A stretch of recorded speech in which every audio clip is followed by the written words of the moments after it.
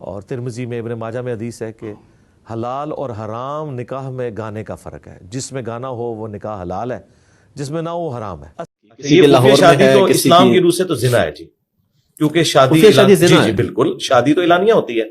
جامع ترمذی میں، سنن ابن ماجہ میں یہاں تک حدیث ہے کہ حلال اور حرام نکاح میں فرق گانے کا ہے، گانے کے ذریعے اناؤنسمنٹ، یعنی اب ایک اناؤنسمنٹ ہوئی نہیں ہے تو وہ چھپی دوستی تو اسلام میں حرام ہے۔ آپ سورۃ النساء پڑھ لیں، نہیں اگر نکاح کیا ہوا ہے پھر بھی حرام ہے جی، چھپی دوستی۔ الحمدللہ رب العالمین والصلاة والسلام علی سید الانبیاء والمرسلین، اما بعد فاعوذ باللہ من الشیطان الرجیم، بسم اللہ الرحمن الرحیم۔ سنن اور مسانید کے اندر ایک روایت کی بنیاد پر مرزا جہلمی نے ایک سٹیٹمنٹ اپنے کئی بیانات میں اور کئی ایک پوڈ کاسٹ کے اندر بھی دی ہے، اور یہ کہا ہے کہ جس نکاح میں گانا ہو وہ نکاح حلال ہے، اور جس نکاح میں گانا نہ ہو وہ نکاح حرام ہے، بلکہ یہ کہا کہ وہ زنا ہے۔ مرزا جہلمی کے اس بیان کی بنیاد پر نعوذ باللہ تعالی لاکھوں نہیں بلکہ کروڑوں مسلمانوں کے نکاح زنا قرار پاتے ہیں۔ اولیاء اللہ، امت کے صلحاء،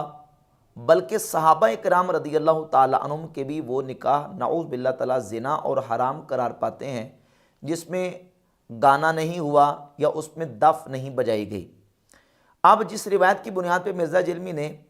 یہ سٹیٹمنٹ دی ہے وہ روایت سنن ابی داؤد کے اندر، سنن ابن ماجہ کے اندر، جامع ترمذی کے اندر اور مسند احمد ابن حنبل کے اندر موجود ہے،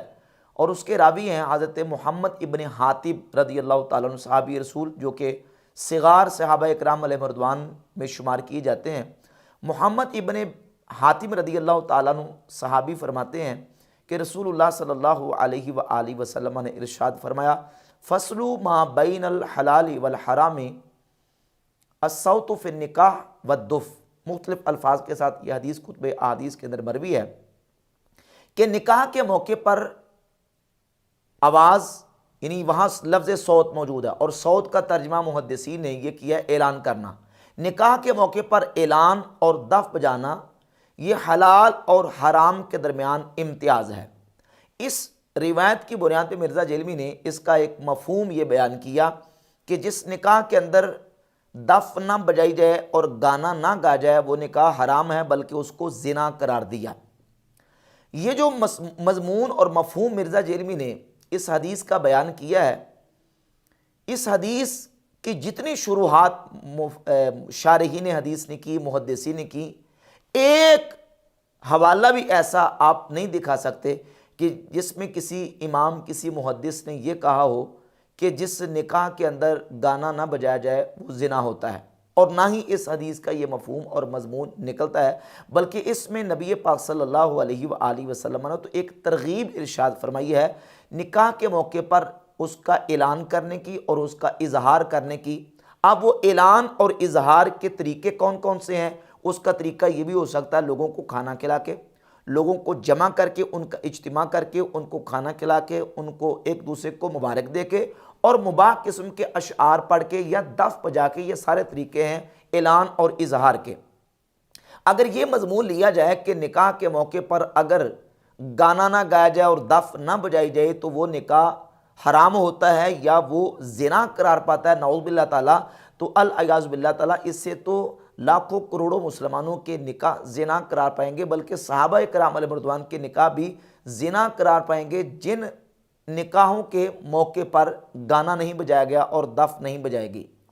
بلکہ نبی پاک صلی اللہ علیہ وآلہ وسلم کی جب ہم نکاحوں کو دیکھتے ہیں، آپ صلی اللہ علیہ وسلم کے جو عقد ہیں ان کو دیکھتے ہیں، تو نبی پاک صلی اللہ علیہ وآلہ وسلم کے کسی عقد پر گانا بجانا یا اس طرح کے معاملات جو ہیں ان کا ثبوت ہمیں نہیں ملتا، بلکہ آپ صلی اللہ علیہ وسلم کا جب سیدہ زینب رضی اللہ تعالی عنہ کے ساتھ نکاح ہوا، صحیح مسلم کے اندر 3502 نمبر حدیث ہے، نبی کریم علیہ السلام کا نکاح چونکہ اللہ رب العزت نے فرمایا سورۃ الاحزاب کی آیت نمبر 37 میں ہے، زوجنا، کہا کہ اے حبیب پیارے ہم نے آپ کا ان کے ساتھ نکاح کر دیا، یعنی حضرت زینب رضی اللہ تعالیٰ عنہ کے ساتھ۔ تو نبی پاک علیہ السلام کو ہی معلوم تھا کہ اللہ رب العزت نے میرا حضرت زینب کے ساتھ نکاح کر دیا۔ صحیح مسلم کی 3502 نمبر حدیث کے اندر موجود ہے کہ فدخل علیہا بغیر اذن، نبی علیہ الصلوۃ والسلام حضرت زینب کے حجرہ میں تشریف لے گئے ان کی اجازت کے بغیر، آپ صلی اللہ علیہ وآلہ وسلم ان کی اجازت کے بغیر ان کے حجرے میں تشریف لے گئے، اور آپ صلی اللہ علیہ وآلہ وسلم نے ان کو بتایا کہ اللہ رب العزت نے میرا آپ کے ساتھ نکاح کر دیا۔ صحیح مسلم کی 3502 نمبر حدیث ہے۔ اور پھر رسول اللہ صلی اللہ علیہ وآلہ وسلم نے صبح صحابہ اکرام علیہ رضوان کو خبر دی اور صحابہ اکرام کو جمع کیا اور پھر ان کو کھانا کھلایا، ان کی دعوت فرمائی۔ یہاں نہ کوئی دف بجی، نہ کوئی گانے بجائے گئے اور نہ کوئی گانے گائے گئے۔ رسول اللہ صلی اللہ علیہ وآلہ وسلم کے اس نکاح کے موقع پر صحیح بخاری کے اندر 2048 نمبر حدیث ہے، سیدنا عبد الرحمن ابن عوف رضی اللہ تعالیٰ عنہ صحابی رسول نے نکاح کیا، نبی پاک علیہ الصلوۃ والسلام کی بارگاہ اقدس میں آئے اور حضور نے دیکھا کہ ان کے جسم یا ان کے کپڑوں پر زردی کے کچھ نشانات ہیں، تو رسول اللہ صلی اللہ علیہ وسلم کی بارگاہ اقدس میں انہوں نے عرض کی کہ حضور میں نے نکاح کر لیا۔ اب انہوں نے وہاں کوئی جو نکاح کا ہوتا ہے کہ نکاح کے موقع پر کوئی دف بجانا یا نکاح کے موقع پر کوئی جو ہے وہ گانا بجانا، اس طرح کا کوئی معاملہ ان سے ثابت نہیں۔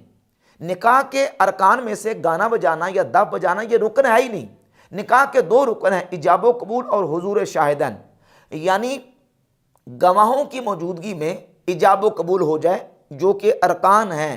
نکاح کے، وہ پائے گئے تو نکاح منعقد ہو گیا، نکاح صحیح ہو گیا۔ اب اس کے لیے آگے حدیث میں حکم ہے اس بات کی ترغیب کا کہ جب تم نے نکاح کرنا ہے تو نکاح کے موقع پر تم نے اس کا اعلان اور اظہار کرنا ہے، کھانا کھلا کے، جس طرح کہ حضرت عبد الرحمن بن عوف کو نبی علیہ الصلوۃ والسلام نے فرمایا اولم ولو بشاتن، کہ ولیمہ کرو چاہے ایک بکری ہی کیوں نہ ہو، لوگوں کی دعوت کرو، لوگوں کو بلاؤ اور لوگوں کو جمع کرو اور ان کو دعوت دو۔ نبی پاک صلی اللہ علیہ وآلہ وسلم نے اس بات کی ترغیب دی ہے، لیکن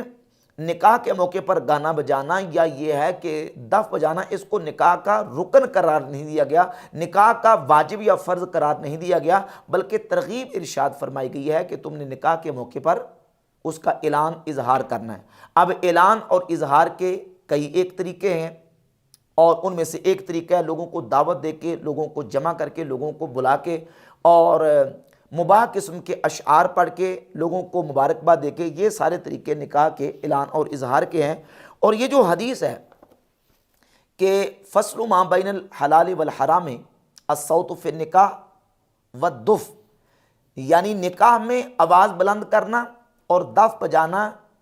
یہ نکاح کے موقع پر حلال اور حرام کے درمیان امتیاز ہے، یہ فرق کرتا ہے۔ یعنی جب زنا ہوتا ہے تو زنا کو چھپا کر کیا جاتا ہے، تو نکاح میں ایک امتیاز پیدا کرنے کی ترغیب ارشاد فرمائی گئی کہ تم نکاح کے موقع پر اس کا اعلان اور اظہار کرو۔ امام محدث ملا علی قاری مشکات المصابیح کی شرح مرقات المفاتیح میں موجود 3153 نمبر حدیث، اسی حدیث کی شرح میں لکھتے ہیں لیس المراد ان لا فرق بین الحلال والحرام فی النکاح الا ھذا الامر، کہتے ہیں کہ صرف یہ امر ہی حلال اور حرام کے درمیان فرق نہیں ہے، فإن الفرق يحصل بحضور الشهود عند العقد، فرماتے ہیں بلکہ عقد کے وقت گواہوں کا موجود ہونا، اس سے یہ فرق حاصل ہو جاتا ہے۔ بل المراد الترغیب الى اعلان امر نکاح، بلکہ اس میں امر نکاح کے اعلان کی ترغیب ہے، بحیث لا یخفی علی الاباعد، اس حیثیت سے کہ جو دور والے لوگ ہیں ان پر یہ چیز مخفی نہ رہے بلکہ ان پر یہ ظاہر ہو جائے کہ نکاح ہوا ہے۔ فالسنۃ اعلان النکاح بضرب الدف واصوات الحاضرین بالتہنیۃ او النغمات فی انشاد الشعر المباح، فرماتے ہیں کہ سنت یہ ہے کہ نکاح کا اعلان کیا جائے دف بجا کر یا حاضرین کی آوازوں کے ساتھ تہنیہ یعنی مبارکباد دے کے، یا مباح قسم کے اشعار گا کر اس طریقے سے اعلان کیا جائے۔ وفی شرح السنہ معناہ اعلان النکاح واضطراب الصوت بہ والذکر فی الناس، کہتے ہیں کہ امام بغوی جو کہ شرح السنہ کے مؤلف ہیں، انہوں نے کہا کہ اس حدیث کا معنی یہ ہے، اس کا معنی یہ ہے کہ نکاح کا اعلان کرنا اور آوازوں کو بلند کرنا، آوازوں کو پھیلانا اور لوگوں کے ہاں نکاح کا ذکر کرنا، یہ ہے اس کا معنی کہ حلال اور حرام کے درمیان امتیاز وہ الصوت فی النکاح یعنی نکاح میں آواز ہے، اور اس کا معنی یہ ہے کہ نکاح کا اعلان کرنا اور لوگوں کے سامنے اس بات کا اظہار کرنا کہ ہم نے نکاح کر لیا ہے، جیسے کہ کہا جاتا ہے فلان قد ذہب صوتہ فی الناس، یعنی فلاں کی آواز لوگوں میں پہنچ گئی۔ وبعض الناس ذہب بہ الی السماع وہذا خطأ، یعنی سماع المتعارف بین الناس الآن، کہتے ہیں کہ بعض نے اس کا مطلب یہ لیا ہے کہ معنی یہ ہے کہ جس طرح کہ ہمارے ہاں سماع جو کیا جاتا ہے، متعارف گانا گایا جاتا ہے، وہ مراد ہے اس سے۔ تو امام ملا علی قاری فرماتے ہیں یہ بالکل خطا اور یہ غلط ہے، اس کا یہ ہرگز معنی نہیں ہے، بلکہ اس کا معنی یہ ہے کہ نکاح کے موقع پر اعلان کرنا اور نکاح کا اظہار کرنا، اور اس کے مختلف طریقے ہیں، یعنی لوگوں کو جمع کر کے ان کو کھانا کھلانا، لوگوں کو مبارکباد دینا، اور مباح قسم کے اشعار پڑھنا، جس طرح کہ سنن ابن ماجہ کے اندر ایک حدیث اور روایت موجود ہے جس کا مضمون یہ ہے کہ نکاح اور شادی کے موقع پر اہل مدینہ انصار صحابہ جو ہے وہ اس طرح کے اشعار پڑھا کرتے تھے،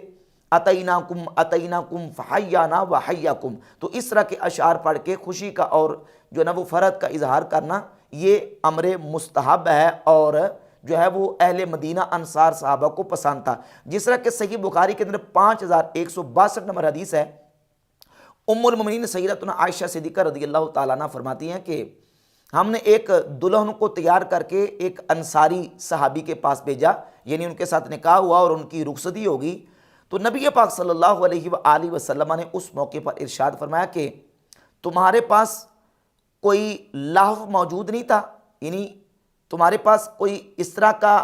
سلسلہ نہیں تھا کہ تم اس طرح کے اشعار ایسے موقع پر جو نا وہ اس کا اہتمام اور انتظام کرتی، کیونکہ انصار وہ لہو کو پسند کرتے ہیں، یعنی شادی کے موقع پر انصار اشعار کو اور دف بجانے کو پسند کرتے ہیں، تم اس کا اہتمام کرتی۔ یہاں نبی پاک صلی اللہ علیہ وآلہ وسلم نے ہرگز یہ نہیں کہا کہ اس صحابی کے اس نکاح اور اس عورت کی رخصتی کے موقع پر چونکہ دف نہیں بجائی گئی اور اس موقع پر گانا نہیں گایا گیا لہذا یہ نکاح حرام ہو گیا اور یہ زنا قرار پایا، ایسا نہیں کیا گیا، بلکہ نبی پاک صلی اللہ علیہ وآلہ وسلم نے صرف اس بات کی ترغیب دی ہے کہ نکاح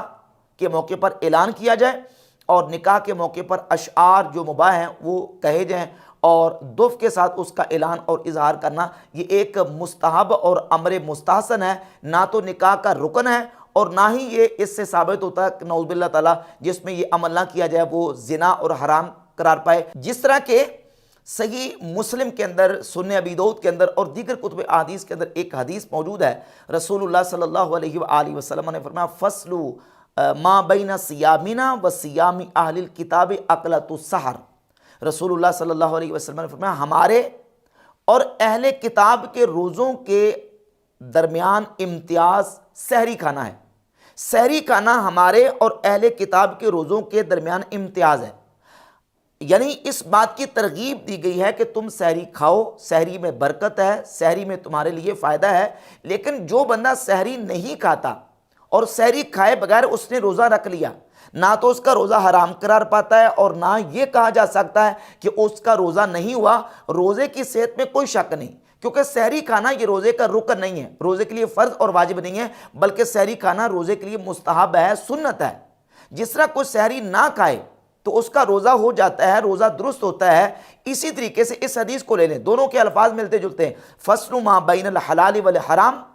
یہ حدیث کے الفاظ ہیں، اور دوسری حدیث کے الفاظ ہے کہ فصل ما بین صیامنا و صیام اہل الکتاب، ہمارے اور اہل کتاب کے روزوں کے درمیان امتیاز یہ ہے کہ سحری کھانا، اور فرمایا کہ حلال اور حرام کے درمیان امتیاز وہ نکاح کے موقع پر اصوات کو یعنی آوازوں کو بلند کرنا یعنی اعلان کرنا ہے۔ تو اعلان کرنا مستحب ہے اور اس کی ترغیب دی گئی ہے، لیکن اس کا یہ مطلب نہیں ہے کہ اعلان کرنا یہ نکاح کا رکن ہے، یا جس میں اعلان یا اس طریقے سے گانا نہ گایا جائے یا جس میں جو ہے نا وہ دف نہ بجائی جائے تو وہ زنا اور حرام قرار پائے، اس حدیث کا یہ مطلب ہرگز نہیں ہے۔